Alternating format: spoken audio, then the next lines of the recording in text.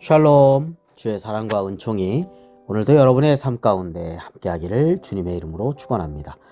자, 오늘 우리가 함께 묵상하실 말씀 히브리서 11장 8절 그리고 17절에서 19절 말씀이 되겠습니다. 오늘 말씀은 아브라함의 믿음에 대한 말씀이죠. 아브라함의 믿음은 순종하는 믿음이라고 할 것입니다. 자, 8절 말씀 볼까요?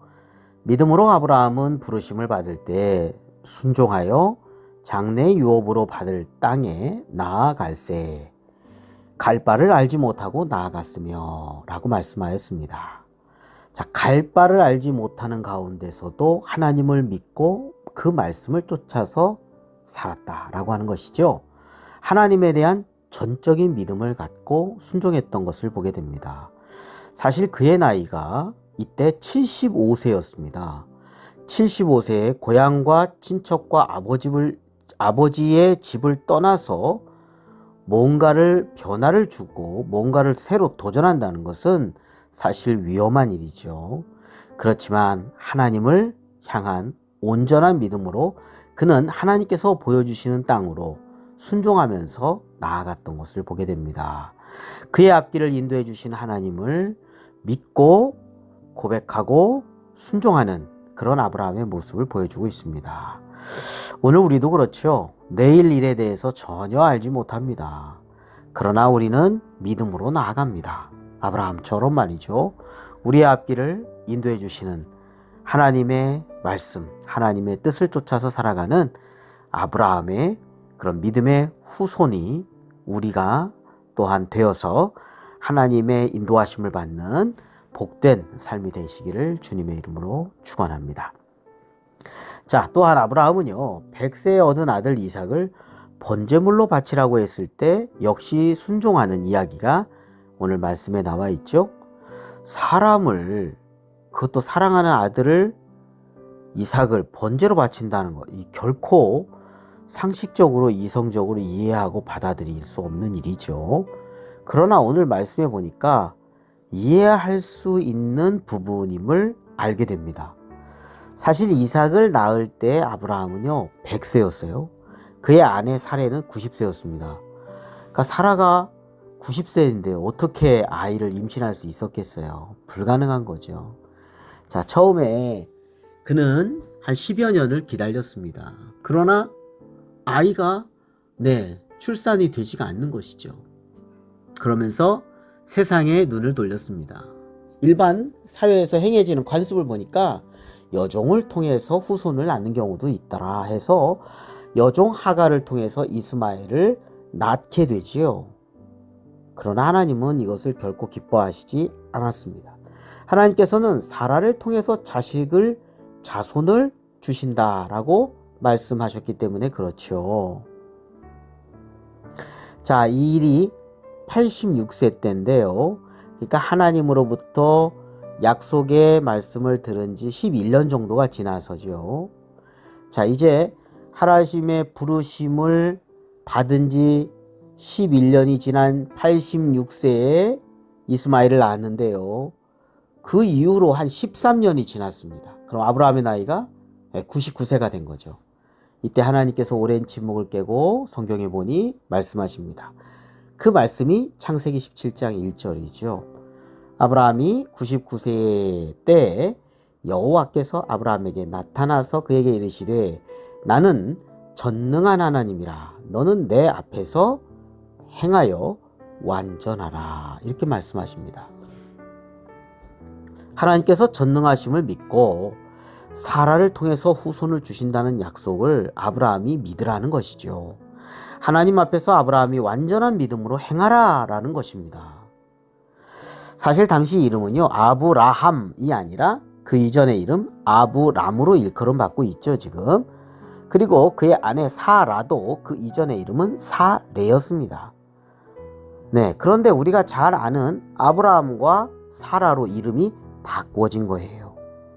하나님께서 이름을 바꾸셨습니다. 아브라함 하면 존귀한 아버지란 뜻입니다. 근데 아브라함 이렇게 하면 열국의 아버지란 뜻이에요. 사레 하면 여주인이란 뜻인데 사라 하면 열국의 어머니란 뜻입니다. 다시 말하면 많은 민족을 거느리는 그러한 조상이 된다라고 하는 것이죠. 서로의 이름을 부르면서 또 일상생활 속에서 매일매일 아브라함 하면서 열국의 아버지구나, 사라 하면서 열국의 어머니구나. 자, 이렇게 하나님의 약속을 계속해서 잊지 않고 상기시켜 주도록 이름을 바꾸셨습니다. 자, 아브라함과 사라, 100세 때 이삭을 얻게 되죠. 이삭이 무슨 뜻이냐면 웃음이란 뜻입니다. 정말 이들 부부에게 웃음이 생겼습니다. 하나님 앞에 온전한 믿음으로 또 하나님의 약속이 그대로 이루어지게 된 것을 보게 된 것이죠. 자, 오늘 본문 17절 19절 말씀 볼까요? 아브라함은 시험을 받을 때 믿음으로 이삭을 드렸으니 그는 약속들을 받은 자로 돼 그 외아들을 드렸느니라. 그에게 이미 말씀하시기를 내 자손이라 칭할 자는 이삭으로 말미암으리라 하셨으니 그가 하나님이 능히 이삭을 죽은 자 가운데서 다시 살리실 줄로 생각한지라. 비유컨대 그를 죽은 자 가운데서 도로 받은 것이니라. 자, 이제 100세 때 얻은 아들 이삭을 하나님께서 번제물로 드리라고 아브라함에게 말씀하셨을 때 아브라함이 순종했죠. 생각한 겁니다. 자기 아내 사라가 사실 잉태할 수 없는 죽은 몸과 같은데도 불구하고 하나님의 능력으로 생명을 얻게 해주는 그러한 놀라운 역사를 그가 경험했지 않습니까? 죽은 몸과 같지만 생명을 잉태하는 몸으로 바꿔주신 그 하나님께서 이삭을 통해서 후손을 주신다는 약속의 말씀을 하신 하나님에 대한 믿음을 가진 거예요. 아까 하나님은 전능하신 하나님이라고 했죠. 하나님 앞에서 그 하나님을 온전히 믿으라고 했죠. 그래서 아브라함은 믿었습니다. 어떻게 해요? 죽은 자 가운데서, 오늘 19절 보니까 하나님이 능히 이삭을 죽은 자 가운데서 다시 살리실 줄로 생각했던 겁니다. 사라가 죽은 몸과 같지만 생명을 잉태하는 생명의 몸으로 바꾸신 것처럼 하나님은 이삭이 만약 번제물로 드려져서 죽게 된다 하더라도 하나님은 다시 살리실 것이다 라고 하는 믿음을 가졌다라고 성경에 오늘 19절 말씀에 그렇게 기록하고 있지 않습니까? 약속을 받았어요. 이삭을 통해서 많은 하늘의 별과 같이 땅의 모래와 같이 그렇게 많은 후손을 주신다는 약속을 온전히 믿고 순종했던 것을 보게 됩니다. 자, 아브라함은 순종의 믿음의 사람이라고 그랬죠. 두 가지였죠. 전혀 앞길에 대해서 전혀 알지 못했습니다. 그렇지만 하나님의 말씀을 따라서 믿음으로 나아갔다고 했습니다. 전혀 나을 수 없는 상황에서도 하나님의 능력이 하나님의 약속을 성취하게 된 것을 본 아브라함은 이삭을 번제물로 바치라는 일마저도 믿음으로 순종하는 것을 보게 됩니다. 부활의 믿음을 그는 갖고 있었던 것이죠. 자, 이는 하나님께서 이삭을 통해서 후손들을 주신다고 하는 약속의 말씀을 아브라함이 온전히 믿게 되었던 것입니다. 자, 오늘 아브라함의 믿음에 대해서 말씀을 나누었죠. 어떤 믿음입니까? 순종하는 믿음입니다. 오늘도 우리가 하나님 앞에서 온전히 믿고 순종하는 가운데 앞길에 대한 하나님의 인도하심을 받고 또 하나님의 예비하신 축복을 받는 그런 삶이 되시기를 주님의 이름으로 축원합니다. 기도드리겠습니다. 거룩하시고 자비로우신 하나님 아버지, 저희들이 앞서서 우리의 길을 인도하신 하나님을 온전히 믿고 순종하는 하루하루가 되게 하여 주옵소서.